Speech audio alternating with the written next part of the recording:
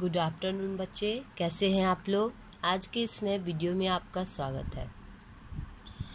जैसे कि हम लोग कल के वीडियो में चैप्टर 1 के प्रश्नोत्तर को जाना, आज हम लोग चैप्टर 2 भाग्य का फंदा के बारे में पढ़ेंगे। कहानी शुरू करने से पहले मृणालिनी साराभाई के जीवन के बारे में जाने। मृणालिनी साराभाई का जन्म 11 मई 1918 को हुआ था। ये कहानी के आधार पर रचित प्रस्तुत कहानी दृढ़ निश्चय एवं इच्छा शक्ति की जय को वर्णित करती है। ये लेखिका बहुत ही नृत्यांगनाओं एवं नृत्य निर्देशिकाओं में से एक है। इन्होंने नृत्य, नाटक एवं संवर्ग विषयों पर अनेक पुस्तक लिखी है। ठीक है, इनका निधन 21 जनवरी 2016 को हुआ है। तो कहा जाता है कि मद्र देश का राजा अश्वपति बहुत विद्वान और शक्तिशाली राजा था। वह अपार संपत्ति और विस्तृत राज्य का होने पर भी वह बहुत अत्यंत दुखी रहता था, क्योंकि उसे कोई संतान न थी। उसे संतान सुख प्राप्त नहीं हुआ था। अतः वह संतान सुख प्राप्त करने के लिए सभी देवी देवताओं से प्रार्थना करता था। उसकी प्रार्थना से प्रसन्न होकर एक दिन जगत देवी ने उसे स्वप्न में दर्शन दी और बोली, मैं तुम्हारी भक्ति से प्रसन्न हूँ और मैं जानती हूँ कि तुम्हारी क्या इच्छा है। ऐसा कहकर वह अंतर्ध्यान हो जाती। जब राजा सुबह जगता है और स्वप्न से व्याकुल हो जाता है और प्रसन्न भी हो जाता है। कुछ दिन बाद, कुछ महीने बीतते हैं तो रानी ने एक पुत्री को जन्म देती है। राजा ने उसे पाकर राजा रानी बहुत खुश होते हैं, बहुत निहाल हो जाते हैं। राजा रानी उसका लालन पालन बहुत अच्छे तरीका से करती है। उसकी मुस्कुराहट के साथ मुस्कुराने लगी सावित्री सौंदर्य कल्पनातीत था। जो भी उसे देखता वह देखकर उसे मुग्ध हो जाता। जैसे जैसे वर्ष बीतने लगे, सावित्री इतनी रूपवती हो गई कि वह वन में घूमती तो पक्षी गाने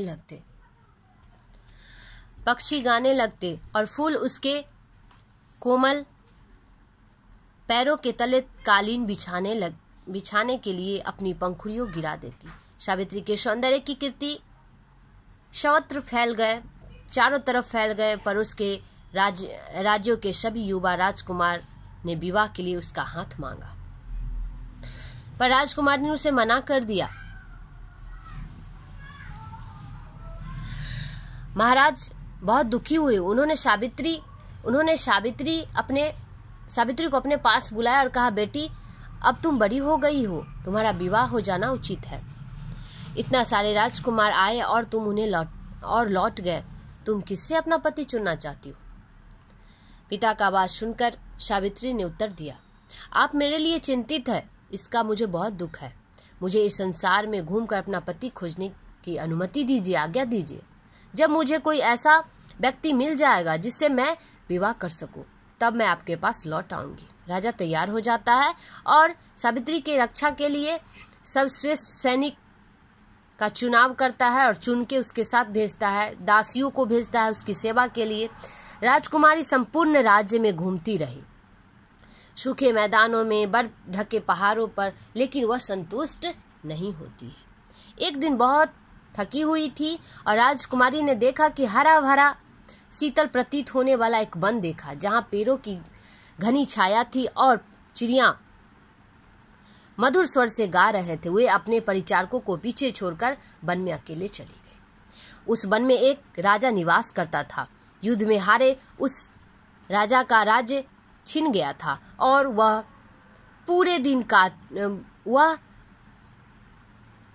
राजा बुरे दिन को काट रहा था उस जंगल में। अब वह बूढ़ा हो गया और वह अंधा भी था। उसकी पत्नी तथा पुत्र के साथ एक छोटी सी कुटिया में रहता था। वह अपनी पत्नी और पुत्र के साथ एक छोटी सी कुटिया में रहता था।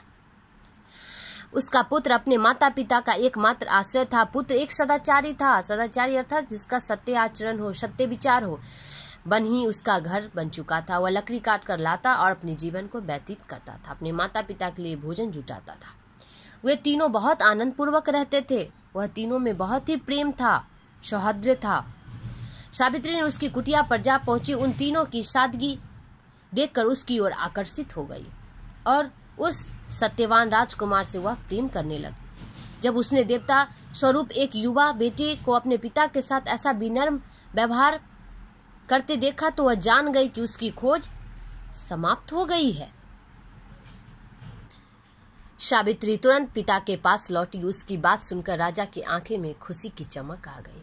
परंतु जब उन्होंने जाना कि सावित्री एक निर्धन, एक गरीब राजकुमार को चुना है तो वह बहुत उदास हो जाते हैं। परंतु उसका निश्चय इतना दृढ़ था कि उन्होंने स्वीकृति दे दी। उन्होंने पास गुजरते ही एक बुद्धिमान ऋषि ने राजकुमारी की बातें सुन ली और वह राजा के पास आकर बोले, महाराज, मैं उस युवा राजकुमार, उसका नाम सत्यवान है, मैं उसको जानता हूँ और उसकी दयालुता पूरे गांव में सर्वविदित है। उसे एक घातक श्राप मिला है, वह 1 वर्ष के भीतर ही मर जाएगा, उसकी मृत्यु हो जाएगी। यह सुन के राजा घबरा जाते हैं। राजा कांप उठते हैं। कमल के समान अपने नेत्रों में उमड़ते आंसू लिए खड़ी अपनी बेटी की ओर मुड़ कर बोले, किसी अन्य का वरण कर लो बेटी, तुम इस राजकुमार के साथ विवाह नहीं कर सकती, उसके भाग्य में मृत्यु लिखी है। अब पिताजी का बात सुनकर सावित्री बोलती है, यह श्राप सचमुच भयानक है पिताजी, पर मैं उसे प्रेम करती हूँ और उससे ही विवाह करूंगी। मैं निश्चय बदल नहीं सकती। दुखी मन से राजा ने स्वीकृति दे दी। विवाह के लिए सावित्री ने सोने के तार से बनी अद्भुत भव्य पोशाक धारण और अपने काले बालों को गहरे लाल माणिक्यों से सजाया। राजकुमारी के लिए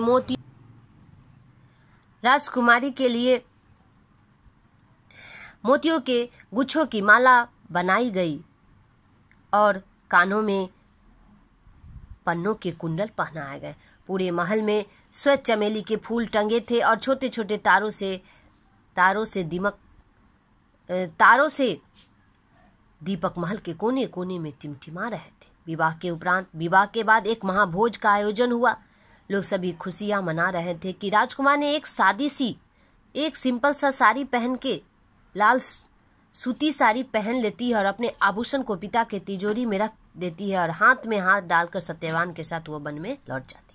1 वर्ष तक वे सुखपूर्वक रहते हैं।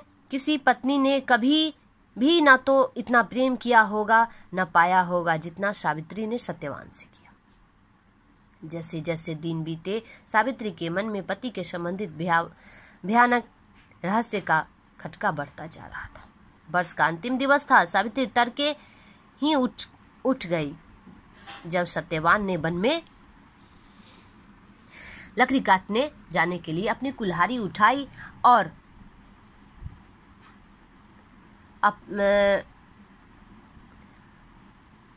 वन की ओर प्रस्थान किया तो उसकी पत्नी को बाहर प्रतीक्षा करते पाया तो पत्नी अपने पति से बोलती, प्रियनाथ, कृपया मुझे भी अपने साथ चलने की अनुमति दीजिए। आज सारे दिन आपके साथ रहने की मेरी बड़ी इच्छा है। सत्यवान ने ना नहीं कहा। वह तो जंगल में सावित्री के साथ जाने से प्रसन्न था, खुश था, क्योंकि उसके साथ जल्दी समय कट जाता। ऊंचे वृक्षों के नीचे नरम हरे पत्ती का उसने एक बिछौना बनाया। उसके माला के लिए फूल तोड़ लाया और स्वयं लकड़ी काटने लगा। दोपहर होने तक सत्यवान को थकावट होने लगी। सावित्री उसे चिंताग्रस्त को देख रही थी। कुछ देर बाद वह आया, उसकी गोद में अपना सिर रखकर लेट गया। न जाने आज सूर्य इतना क्यों तप रहा है। वह बोला, मेरा सिर दुख रहा है, मुझे थकान हो रही है, मुझे कुछ देर सो लेने दो। उसने आंखें मूंद ली। जब वह आंखें बंद कर लेते हैं सत्यवान, तो सावित्री ने अपना हाथ उसके माथे पे रखा। जो तप रहा था उसकी आंखों में आंसू उमड़ आए और मन में भय घिर गया। उसे अब डर लगने लगा। सहसा पूरे वन में अंधकार हो जाता है। पूरा वन सन्नाटा छा जाता है। वन में चिड़िया की चहचहाट बंद हो जाती है। सावित्री ने डरते हुए सामने देखा कि उसके सामने एक ऊंची आकृति खड़ी है। उसने हाथ में एक फंदा पकड़ रखा है। उसके मुंह नहीं दिख रहा था क्योंकि उसके सब ओर एक परछाई दिख रही थी। सावित्री नस नस कांप उठी। सावित्री डर जाती है और उससे पूछती है, कांपते हुए पूछती है कि तुम कौन हो। उसने धीरे से पूछा तो वह जवाब देता है, मैं यम हूँ, मृत्यु का देवता। मैं तुम्हारे पति को ले जाने आया हूँ। उसने नीचे देखा जहाँ सत्यवान लेटा था और नवयुवक के प्राण उसके शरीर को छोड़कर यम देवता के पास चले गए। यम जाने को मुड़े पर सावित्री